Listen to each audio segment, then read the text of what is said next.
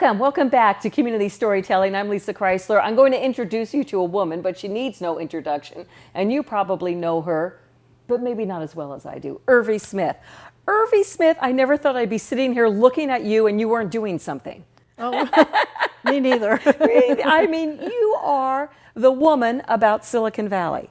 But we're going to start at the beginning. Everybody's saying, oh, that's Ervie Smith. Yes, this is Ervie Smith. So you, I think, moved to Los Gatos when you were maybe 10 years old? Yes, that's right. And so you've been living here for what, 10 years? Oh, that's, Lisa, I love you. Well, you did anyway, didn't you? I hope yes, so. I did. But you've been here for so long. So you're not living in the same house, are you? No, but close. Really? I've moved all of maybe a half mile within my lifetime, so. So how big was your family when you moved here? There were four of us. I had a younger brother. He passed away when he was a junior in high school. Oh, my. But yes, I've lived here all this time. So you obviously love Los Gatos. Definitely. So first thing that comes to your mind when like a pop quiz, Los Gatos, what do you think of? The small town that I used to be able to walk in and know every merchant. Yeah? Where did you hang out? Any place still open? Which now I'm not trying to make you sound old, but I mean, you know, when you were a kid, some places may still be here. Of course, the movie theater's still there. Oh, but it wasn't like it is now. Not at all. They didn't have those kind of seats, and they didn't serve wine. No. But oh my goodness, what a great town to grow up and get to stay in as an adult. Yes, it's been wonderful. And did you raise children here? Raised three wonderful sons, all also went to Los Gatos High School. Yeah. And are they still here? Yes, 2 out of 3, yes. Oh my gosh. Yeah, yeah. Do you have a favorite place, a favorite hangout? I love steamers because I was involved with getting steamers started when they were over on the property at Old Town. Okay, now we're going to start getting into the nitty-gritty of Ervie Smith. So why were you involved with getting steamers up and running? Well, when I was married to my husband, he and I were in a group, or he was in a group called the Los Gatos JCs. Oh, yes. And they were a force to be reckoned with. They were kind of like the Rotary Kiwanis Lions rolled into one. Are they gone? They're gone. I think the reason they're gone is because after my husband's class went through, they couldn't find any exciting 21 to 35-year-olds that had as much energy to be able to follow that group, probably. Because there still are JCs in still others. are I think we JCs. have them in San Jose, I think some other cities, but not in Los Gatos. That's because you have so many other wonderful service clubs now. Exactly, all the other wonderful service clubs, and they joined those other wonderful service clubs. So, Wasn't it a boys group? it was a men's group. A men's group. Well, so how were you Highly involved? supported by the wives. Is that- called the J-sets? There were J-sets? J-sets. We didn't dance or sing. Well, we kind of did. Now, is that something you guys came up with? Mm-hmm. Because I've never heard of J-sets before. Yes, that's something we came up with because we were so supportive of all their projects and really wanted to be involved. So, yes, we came up with that. Yeah. So is that how you got started as the Ervie Smith who we all know in Silicon Valley? Is that what started it all? The J-sets? You're talking about fundraising? Yeah, we're getting there. Well, yes, Yeah. sort of, but actually I became a fundraiser when I was 10. Selling Girl Girl Scout Scout cookies? cookies. Yay! I knew you were a Girl Scout. I love it. I was the cookie mom. I never sold them. I just bought them all. Okay. But I was the cookie mom. We had boxes and boxes in my garage. Yes, well, my mom didn't like boxes and boxes in the garage, so she said, you get out there and sell those. So I became very competitive. I always wanted to win that one more little badge. Oh, so my gosh. That's what got me excited about fundraising. Then when my children were in Little League, of course, I was a Little League mom, snack shack, sell the candy bars, all of that stuff. And then through the JCs, we got very involved in the town politics. And I even ran a couple of council races. Why didn't you ever run for town council? They asked me a couple of times. I didn't want to air my laundry. You know, you still could. No. You still could. I like behind the scenes, just like I do with fundraising, push those other people out there. And You are never behind the scenes. You may think you're behind the scenes, but you're not. So yeah, you are the queen fundraiser in Silicon Valley. And I was remiss because I thought I've known you for a few years now, but through Heritage Bank, because I came via nonprofits to ask for money. Yes. But I didn't know you had your own consulting firm, and you were executive director of The Valley Foundation. which I, believe it or not, had never even heard of. Shame on me, right? Are they still around? They're definitely still around. Oh, really? Shame on me. The Valley Foundation was created out of the sale of Los Gatos Hospital, which sold to it was a not-for-profit hospital. It sold to a for-profit enterprise, creating a trust, and that trust became the Valley Foundation, which I ran for 24 years. Let's go back to Los Gatos Hospital. Where was that? Off Pollard Road. Oh, the old Los Gatos Hospital, which is now El Camino Hospital. Right. Oh, okay. Yes. I've been there. Okay. I've been there. How about that? But then you branched out. You were executive director of Valley Foundation, but you were involved with everything else too. Well, I've always had some really great clients, as I do now with Heritage Bank of Commerce. And so I was doing consulting as well, capital campaigns and strategic planning and all that good stuff. Raising millions. Raising millions of dollars, which I love doing. The YMCA is my favorite thing. But what was the biggest capital campaign you were involved with? the biggest one has been the YMCA. Yeah. So, and that was back in the 80s, and that was a $3.5–4 million capital campaign. Was that building the facility on the Alameda, or? That was building the facility in East Valley. In East Valley? On White Road, yeah. Oh, wow, and that's a beautiful place. I did not realize you were involved with that. That is a beautiful place. So. Oh my goodness. But then, I mean, lists. I mean, I bet you couldn't even list all of your clients or people you've worked with. I mean, pages and pages, right? A few. Oh, you are so modest and so humble. We got to stop that right now. Okay. I mean, people bow to you. I'm not kidding. No. That's because I'm the oldest fundraiser probably in the Valley. And why are you still doing it? I'm still doing it because I love what I do. I really love helping the community. And that's how I can help, is giving my expertise to these little nonprofits that just get started, or the ones that are a bit more senior that are stumbling a bit. I feel that I can use my expertise to help them. And that's what we're all about, is making the world a better place when we leave here. So I really am committed to my community and doing it in that respect. What a lovely thought, though. Say that again. Having the place better than how you started it. Than when I arrived. I hope it's better when I leave. You say it much better than I do. And we hope you don't leave for many, many decades, because every place I go, you're there. But yes, and that's what I enjoy about my job, like I say, is getting to know all these nonprofits. And I have such a variety. It's all the way from homelessness to this brand new one I really love. It's called the Max Rhymes Foundation. And this guy writes books. I'm a member of the Max Rhymes Foundation as well. I saw you there at sort of their kickoff.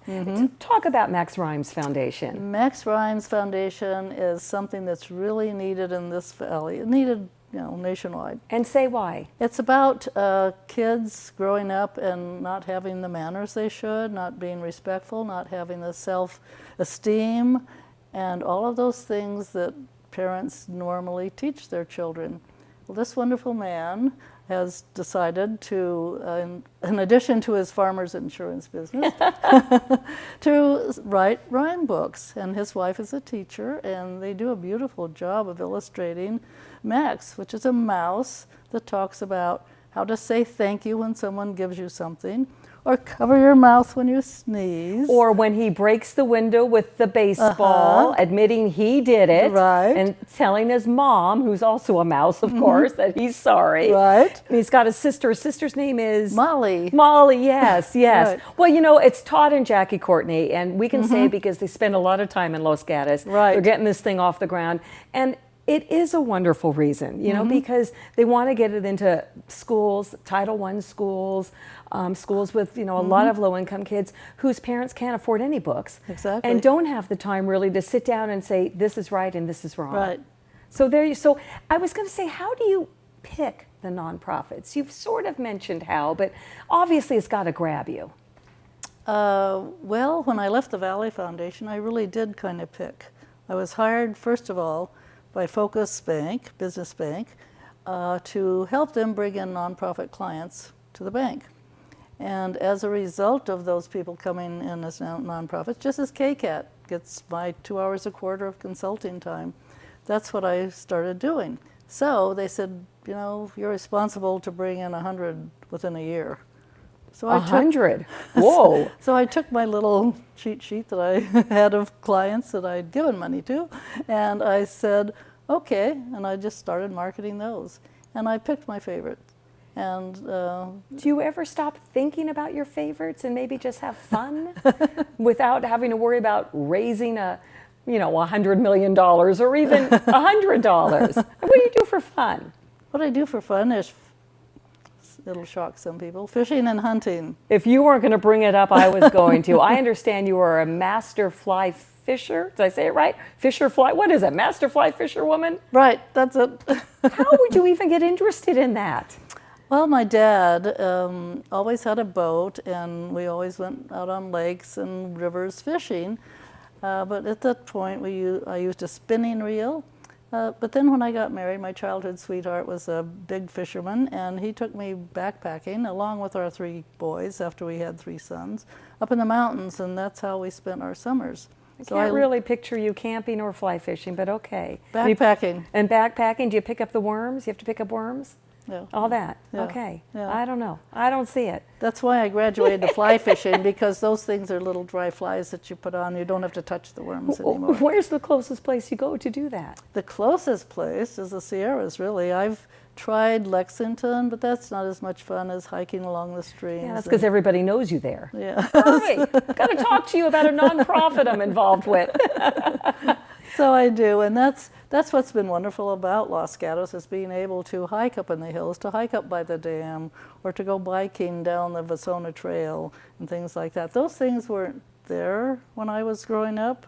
The town park swimming pool was where the freeway is. Yes, isn't that something? And so I would walk from my home on Shannon Road down to the park to go swimming, or all the way down to the theater, taking my 10 cents for my ticket to the show.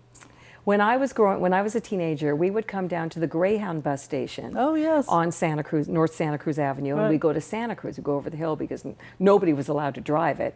I probably still shouldn't be allowed to drive it, but there's no Greyhound bus anymar. But I mean, do you remember the Greyhound bus station? Yes, I do. What else do you remember about Los Gatos? Well, I remember the Frank's Meat Market. Well, it's probably not just a meat market.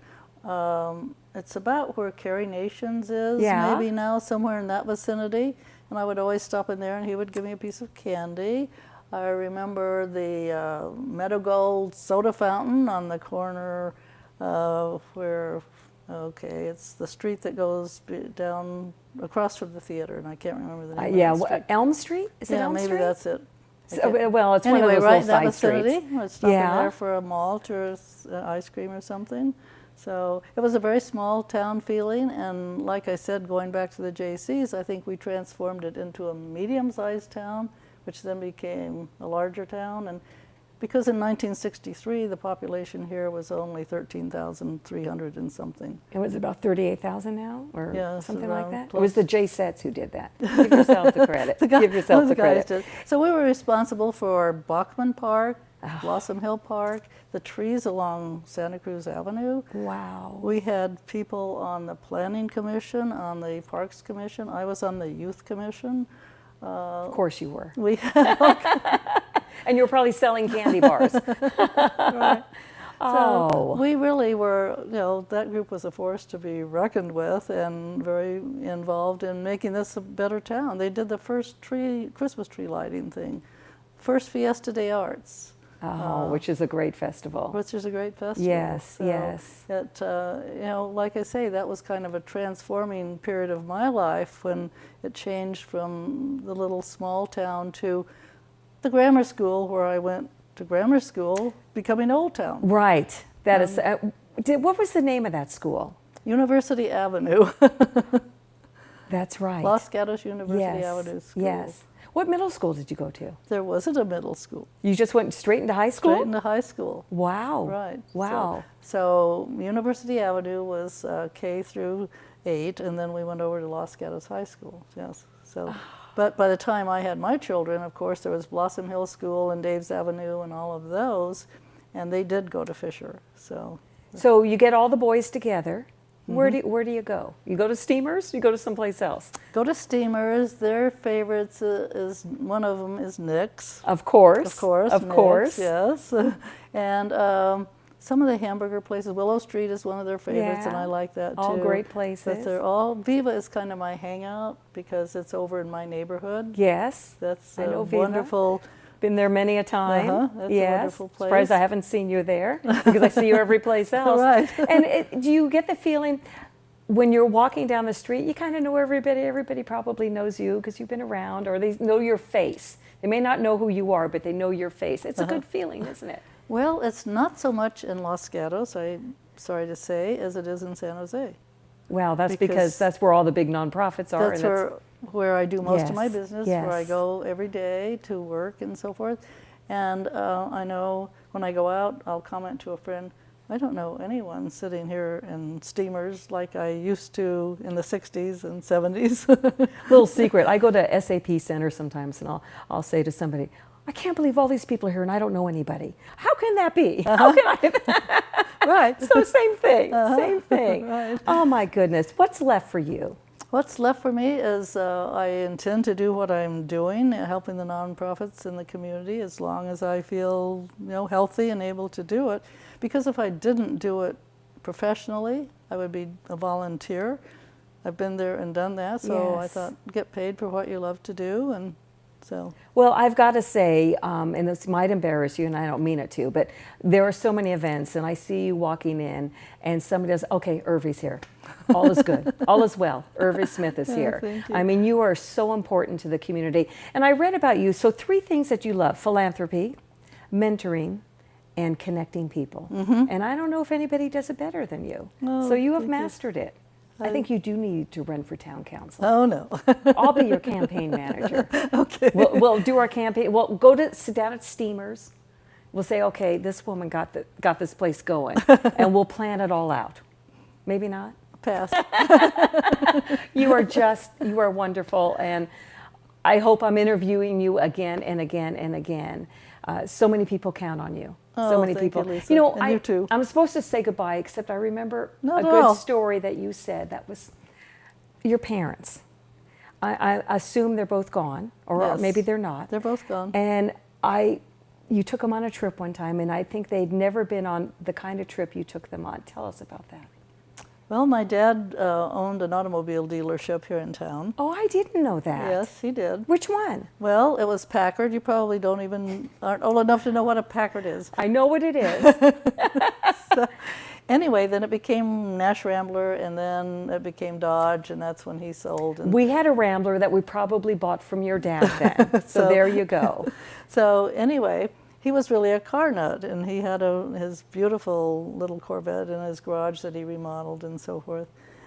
And so I decided, when I became a single mom, to buy a Mercedes and to get it in Germany. And I thought, who better could go with me than my dad to have the experience of seeing a brand new car delivered the way they do it in Stuttgart, and to drive them around Europe. And it was a really the most heartwarming thing that I've ever done for my parents. And we had such fun times together. I hadn't spent that kind of quality time with them ever. Right. So we had a great 2 weeks of touring around. And the funny story about that, though, is my dad, quite a redneck, we landed in Rome and went to the hotel, and my mom and I were tired. We said, we're going to take a nap. And my dad said, I'm going downstairs to get a paper. Okay. Goes downstairs, comes back up with the paper, throws it on the bed, gets a suitcase and starts to pack. There's too many foreigners here. I'm going home. Too many foreigners in Rome. Dad, this isn't Los Gatos anymore. That's what I said. Dad, we are in a foreign country. You're the foreigner. Yes. So you convinced him to stay. Yes. And you had a great 2 weeks. He stayed and had a great 2 weeks. Me driving, him being the navigator and so forth. It was wonderful. And I bet you got Great pictures. Great pictures, great memories, Oh. and yeah, that will last forever. But my mom lived until just 2 years ago and Wow. died at 97. So. Well, that means you will be too. So you got another 50 years coming. Oh, sure. So you're good. Thanks, you're Lisa. good. You're good. Amazing woman. Amazing woman. Everybody wants to be Ervie Smith's friend, and now you know why, professionally and business-wise. Yes, everybody either wants money from you or just friendship and Mostly time, money. No. Time to have a drink with you. She's an expert, that's for sure. Everybody has a story. Community storytelling at its best right here. KCAT.org if you think of somebody who needs to be nominated because she or he has a story as well. Thank you so much for being with us today. She's delightful, isn't she? Thanks for being with us at KCAT TV 15.